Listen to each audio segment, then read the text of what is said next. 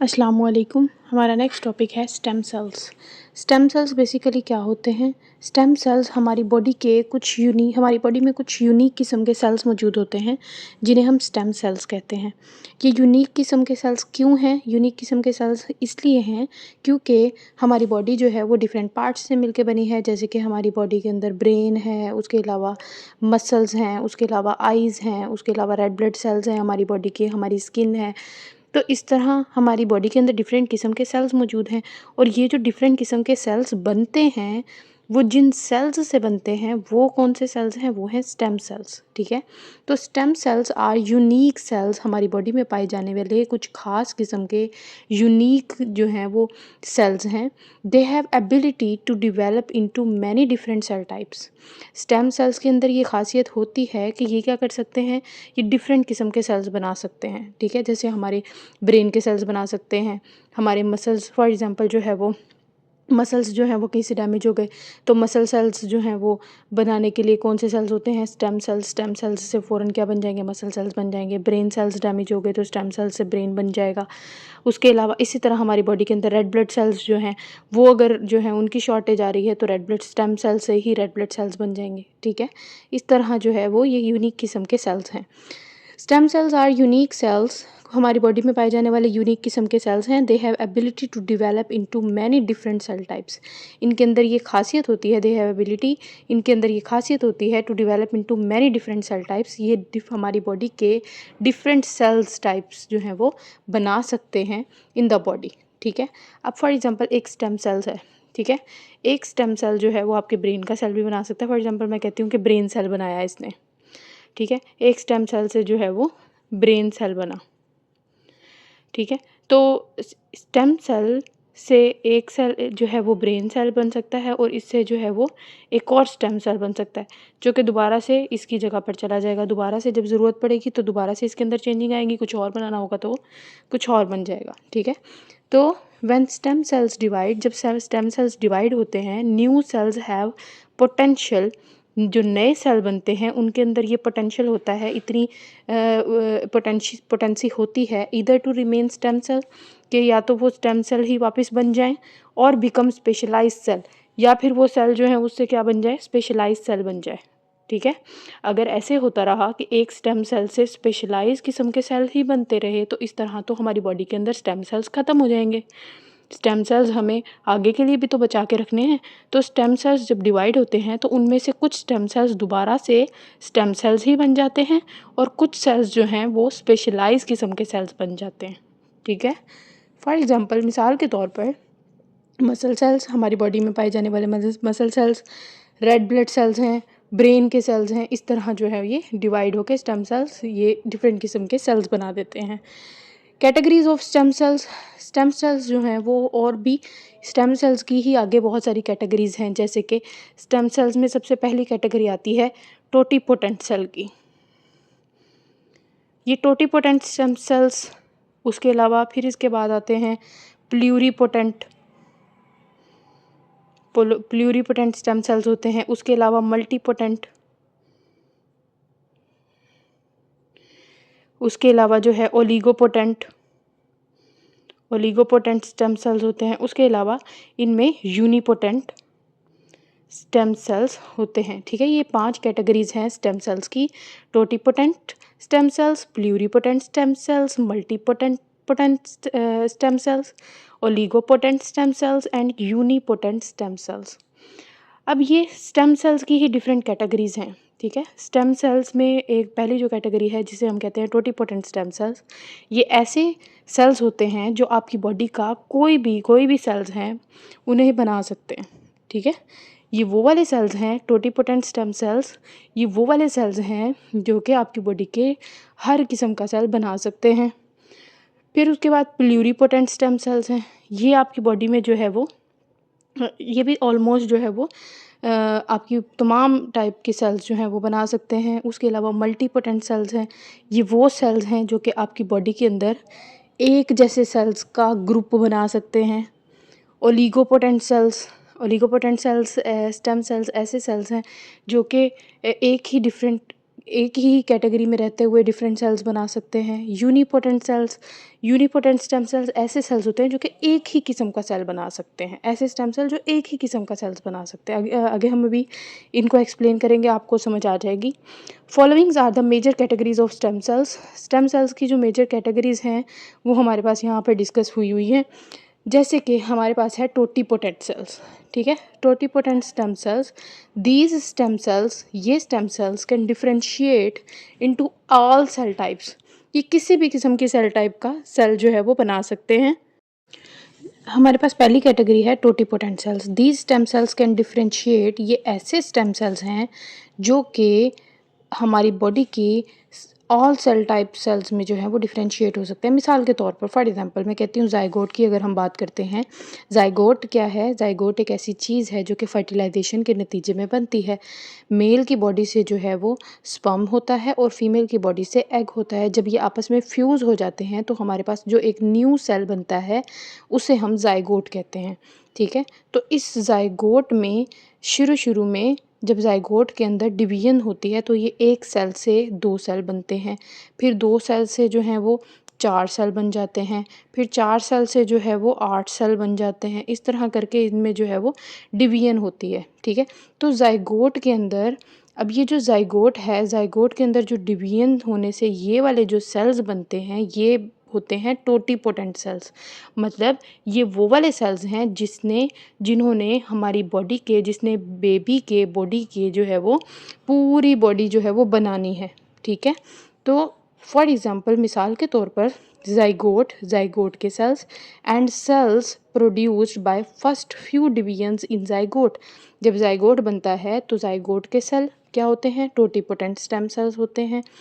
उसके अलावा ज़ायगोट के अंदर जब डिवीजन से जो सेल्स बन रहे होते हैं, आगे कुछ डिवीजन्स तक जो है वो सेल्स बन रहे होते हैं, वो सेल्स भी क्या होते हैं? वो भी क्या होते हैं? टोटीपोटेंट सेल्स होते हैं। मतलब वो ऐसे सेल्स होते हैं जिन्होंने पूरा बेबी डेवलप करना होता है। जैसे कि हम कहते हैं कि ये कितना मतलब कि ज़ायगोट से पूरा बेबी बनता है, ठीक है। अब बेबी की जो है वो नोज़ भी है, ब्रेन भी है, मसल्स भी हैं, बोन्स भी हैं, उसके अंदर ब्लड भी है, ब्लड सेल भी है। तो इतने सारे किस्म के सेल्स बनाने हैं तो वो सेल्स जो हैं वो ज़ायगोट से बनने वाले स्टार्टिंग में जो सेल्स होते हैं वो क्या होते हैं? वो होते हैं टोटीपोटेंट सेल्स। तो these stem cells can differentiate into all cell types, तमाम किस्म के सेल टाइप्स जो हैं वो बना सकते हैं टोटीपोटेंट सेल्स। मिसाल के तौर पर zygote and cells produced by first few divisions in the zygote में पहली कुछ डिवीजन्स तक जो सेल्स बनते हैं वो भी क्या होते हैं? वो भी टोटीपोटेंट सेल्स होते हैं। उसके बाद हमारे पास है प्लूरीपोटेंट सेल्स। अब प्लूरीपोटेंट सेल्स कैसे होते हैं? मदर की बॉडी के अंदर, एक फ़ीमेल की बॉडी के अंदर जब बेबी बनना होता है तो उसके लिए पहले फर्टिलाइजेशन होती है। फर्टिलाइजेशन मतलब मेल की बॉडी से स्पर्म और फीमेल की बॉडी से एग, ये दोनों आपस में जब फ्यूज़ होते हैं तो एक न्यू किस्म का सेल बनता है जिसे हम ज़ायगोट कहते हैं, ठीक है। इस ज़ायगोट में डिवीजन होने लगती है, ठीक है। ये भी एक ख़ास किस्म का सेल होता है, ये भी स्टेम सेल होता है। और ये कौन सी टाइप का स्टेम सेल है? ये है टोटीपोटेंट स्टेम सेल्स। और इस ज़ायगोट में एक सेल से 2 सेल बनते हैं, फिर उसके बाद 4 सेल बनते हैं, फिर 8 सेल बनते हैं। इस तरह ये जो कुछ डिवीजन्स तक जो सेल्स बन रहे होते हैं ये क्या हैं? ये हैं टोटीपोटेंट सेल्स, ठीक है। ये टोटीपोटेंट स्टेम सेल्स हैं। फिर उसके बाद ये सेल्स ही कुछ अरेंज होते हैं और 3 लेयर्स बना देते हैं। 3 ख़ास किस्म के सेल्स की लेयर्स बन जाती हैं जिन्हें हम जर्म लेयर्स कहते हैं, ठीक है। इन लेयर्स का एक ख़ास नाम होता है जिन्हें हम जर्म लेयर कहते हैं। इन जर्म लेयर से जो है वो बेबी के डिफरेंट हिस्से बनने होते हैं। इन जर्म लेयर को एक्टोडर्म, एंडोडर्म, मेसोडर्म, एंडोडर्म, इस तरह इनके नाम होते हैं, ठीक है। तो इन जर्म लेयर्स में जो सेल्स होते हैं वो होते हैं प्लूरीपोटेंट सेल्स। और इनकी भी तकरीबन टेंडेंसी ऐसी ही होती है कि इनसे भी ऑलमोस्ट ऑल किस्म के सेल्स जो हैं वो बन सकते हैं आपकी बॉडी के। तो these stem cells can turn into almost any cell, किसी भी किस्म के सेल्स जो हैं वो बनाए जा सकते हैं प्लूरीपोटेंट सेल्स से। फॉर एग्जांपल मिसाल के तौर पर सेल्स फ्रॉम अर्ली एम्ब्रियो, ये जो जर्म लेयर्स बनती हैं और फिर जर्म लेयर से जो है वो छोटा सा बेबी बनता है मदर की बॉडी के अंदर। तो ये जो बेबी है इसको एम्ब्रियो कहते हैं, ठीक है। तो इसमें जो ख़ास किस्म के सेल्स होते हैं उन्हें हम प्लूरीपोटेंट सेल्स कह देते हैं। उसके बाद हमारे पास है multipotent cells, multipotent stem cells. अब ये मल्टीपोटेंट स्टेम सेल्स जो हैं वो क्या करते हैं, जैसे हमारी बॉडी के अंदर जो है वो ब्लड है, ठीक है। अब इस ब्लड में जो है वो डिफरेंट किस्म के सेल्स हैं। इनके अंदर रेड ब्लड सेल्स भी हैं जिन्हें हम आरबीसी कह देते हैं। इनके अंदर जो है वो वाइट ब्लड सेल्स भी हैं जिन्हें हम डब्ल्यूबीसी कहते हैं। उसके अलावा इस ब्लड के अंदर जो है वो हमारे पास प्लेटलेट्स भी कुछ ख़ास किस्म के सेल्स मौजूद होते हैं। तो ये जो सेल्स हैं ये एक दूसरे से क्लोजली रिलेटेड सेल्स हैं, ठीक है। इन्हें कहते हैं ये जो हैं वो किन से बनते हैं, ये मल्टीपोटेंट सेल्स से मिल के बनते हैं, ठीक है। These stem cells can differentiate into closely related family of cells. ये वो वाले स्टेम सेल्स हैं जो कि क्लोजली रिलेटेड सेल्स जो हैं वो बनाते हैं। फॉर एग्जांपल मिसाल के तौर पर हीमेटोपोइटिक स्टेम सेल्स। हीमेटोपोइटिक स्टेम सेल्स वो वाले सेल्स हैं जो कि हमारे ब्लड के सेल्स बनाते हैं, ठीक है। कैन बिकम हीमेटोपोइटिक, ये फॉर एग्जांपल मैं कह देती हूँ, ये हीमेटोपोइटिक स्टेम सेल है जिसने क्या करना है, हमारे ब्लड के सेल्स बनाने हैं जो कि डिफरेंट किस्म के हो सकते हैं। आरबीसी भी बना सकते हैं, उसके अलावा ये वाइट ब्लड सेल्स भी बना सकते हैं और प्लेटलेट्स भी बना सकते हैं, ठीक है। उसके बाद हमारे पास है ओलिगोपोटेंट। These stem cells can differentiate into few different cell types। हमारी बॉडी के जो हैं वो कुछ डिफरेंट टाइप के सेल्स जो हैं वो ओलिगोपोटेंट स्टेम सेल्स बनाते हैं। जैसे कि हमारी लिम्फेटिक सिस्टम में कुछ खास किस्म के सेल्स होते हैं।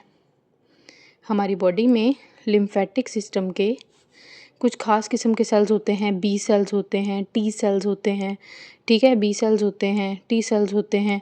इस तरह के जो सेल्स हैं वो ओलिगोपोटेंट सेल्स बनाते हैं। These stem cells can differentiate into few different cell type. कुछ ही डिफरेंट टाइप के सेल्स जो हैं वो बना सकते हैं। फॉर एग्जांपल मिसाल के तौर पर एडल्ट लिम्फॉइड, हमारी बॉडी के अंदर पाए जाने वाले लिम्फॉइड सेल्स, या फिर माइलॉइड स्टेम सेल्स, ठीक है। उसके अलावा यूनिपोटेंट स्टेम सेल्स ऐसे सेल्स होते हैं जिनसे एक किस्म का सेल ही बन सकता है, ठीक है। These stem cells can only produce cells of one kind.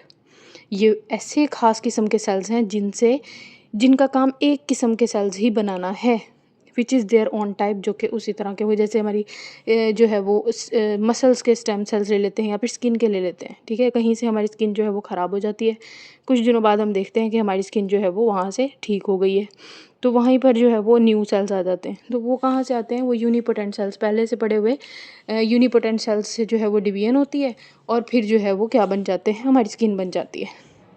They are still stem cells, ये भी स्टेम सेल्स हैं because they can renew them cells, क्योंकि ये अपने आप को रीन्यू भी कर सकते हैं। फॉर एग्जांपल मिसाल के तौर पर हमारी adult muscle stem cells, adult की बॉडी के अंदर पाए जाने वाले मसल सेल्स। उसके अलावा ये स्टेम सेल्स जो हैं इनके डिफरेंट तरीके से इनको इस्तेमाल भी किया जाता है, ठीक है। इनका पहला इस्तेमाल है रीजनरेटिव मेडिसिन्स की शोबे में भी इन स्टेम सेल्स को इस्तेमाल किया जाता है। Stem cells have potential to repair और replace damage tissues and organs. हमारी बॉडी के अंदर अगर कोई टिश्यू डैमेज हो गया है, ठीक है, तो उसकी जगह पर भी हम स्टेम सेल्स से जो है वो न्यू टिश्यू बनवा सकते हैं। या फिर अगर कोई ऑर्गन जो है वो डैमेज हो गया है तो उसमें भी जो है वो स्टेम सेल्स को यूज़ करके उस ऑर्गन को रिपेयर किया जा सकता है। देयरफॉर इस वजह से they are used for treating conditions, इनको डिफरेंट कंडीशंस में इस्तेमाल किया जा रहा है, जैसे कि spinal cord injuries. Spinal cord हमारी बॉडी का एक हिस्सा है जिसे हम स्पाइनल कॉर्ड कहते हैं, ब्रेन का एक पार्ट है, सेंट्रल नर्वस सिस्टम का एक पार्ट है। तो स्पाइनल कॉर्ड में अगर कोई इंजरी आ जाती है, कोई चोट लग जाती है, तो उसको भी ठीक करने के लिए जो है वो स्टेम सेल इस्तेमाल किया जाता है। उसके अलावा डायबिटीज़ में भी स्टेम सेल्स को इस्तेमाल किया जाता है। पैरिक्सन डिजीज़ भी डिजीज़ हैं, कुछ दिल की बीमारियां भी हैं जिनमें जो है वो स्टेम सेल्स को इस्तेमाल किया जाता है। उसके बाद हमारे पास है drug testing and development. Drugs की टेस्टिंग के लिए और डेवलपमेंट के लिए भी जो है वो स्टेम सेल्स को इस्तेमाल किया जाता है। By differentiating stem cells into specific cell type, stem cell को जो है वो स्पेसिफिक किस्म के सेल्स जो हैं वो बना लिया जाता है और फिर उन पे मेडिसिन्स की जो है वो टेस्टिंग की जाती है और देखा जाता है कि क्या मेडिसिन्स के इफ़ेक्ट आ रहे हैं।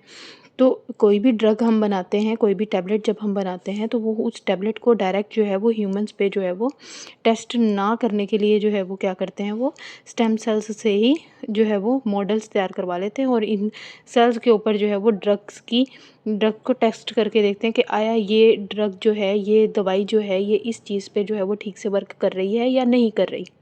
ठीक है, ऐसे ही डायरेक्ट आप दवा उठा के जो है वो किसी भी इंसान को नहीं दे सकते, उसकी जान को ख़तरा हो सकता है ना। तो इस वजह से ड्रग की टेस्टिंग के लिए भी स्टेम सेल्स को इस्तेमाल किया जाता है। By differentiating stem cells into specific cells में जो है वो डिफरेंशिएट करवाया जाता है स्टेम सेल्स को। रिसर्चर्स वो लोग होते हैं जो कि इस पे वर्क कर रहे होते हैं। Can create models of human disease, जो भी इंसानी बीमारियां हैं उसका जो है वो एक मॉडल तैयार कर लेते हैं। वो डायरेक्ट ह्यूमंस को वो मेडिसिन नहीं देते। अलाउइंग एक्यूरेट टेस्टिंग, इससे क्या होता है, accurate testing of drug effects. और इस मॉडल के ऊपर जो है वो जो भी आपने टैबलेट बनाई हुई है उसका असर चेक करते हैं। And reducing reliance on animal models, animals को डायरेक्ट नहीं देते ये टैबलेट जो है वो पहले मॉडल्स पे देखते हैं और फिर देखते हैं कि इसके इफ़ेक्ट क्या आ रहे हैं, क्या ये मेडिसिन जो है वो अच्छी है या नहीं है। तो फिर जो है वो अगर वो टैबलेट ठीक होती है तो फिर उस टैबलेट को जो है वो मार्केट में सप्लाई किया जाता है ताकि वो इसे इंसान इस्तेमाल कर सकें। ठीक है, उसके अलावा पर्सनलाइज्ड मेडिसिन्स के तौर पर भी स्टेम सेल्स को इस्तेमाल किया जाता है। Stem cells can be derived from patients own cells, stem cells जो है वो पेशेंट्स के ही अपने सेल्स से भी ड्राइव किए जा सकते हैं। And when we use in treatments it reduce the risk of immune rejection. Immune rejection basically होता क्या है, इम्यून रिजेक्शन से बेसिकली क्या मुराद है, हमारी बॉडी में जब भी बाहर से कोई न्यू सेल जो है वो जाता है, कोई भी फॉर एग्जांपल बैक्टीरिया जो है वो चला जाता है, तो हमारी बॉडी, हमारा इम्यून सिस्टम उसके ख़िलाफ़ ये जो है वो कोई मतलब एक्शन लेता है, जिसे हम कहते हैं कि इम्यून सिस्टम ने जो है वो इस सेल को रिजेक्ट कर दिया है। ठीक है, मतलब ये कि इस सेल के ख़िलाफ़ जो है वो एंटीबॉडीज़ बनाना शुरू कर दी हैं इस तरह। ठीक है, तो अगर हम किसी इंसान को कोई बाहर से कोई भी सेल जो है वो लगाएंगे तो उसका जो इम्यून सिस्टम होता है वो उस सेल को क्या कर देता है, रिजेक्ट कर देता है। तो अगर हम इस फॉर एग्जांपल कोई पेशेंट है, उसकी बॉडी से ही कुछ सेल पहले निकलवा लें, ठीक है, और फिर उसके अंदर जो है वो जो भी हमने चेंजिंग्स वगैरह उसके स्टेम सेल्स वगैरह में जो हमने करवानी है वो करवा दें और फिर वही सेल उसकी बॉडी के अंदर वापस लगा दे, तो उसका इम्यून सिस्टम जो होता है वो इस चीज़ को पहचान लेता है कि ये इसकी बॉडी के अपने सेल्स हैं, तो वो इम्यून रिजेक्शन नहीं करते, इम्यून सिस्टम रिजेक्शन नहीं करता। तो पर्सनलाइज्ड मेडिसिन के तौर पर भी जो है वो स्टेम सेल्स को इस्तेमाल किया जाता है।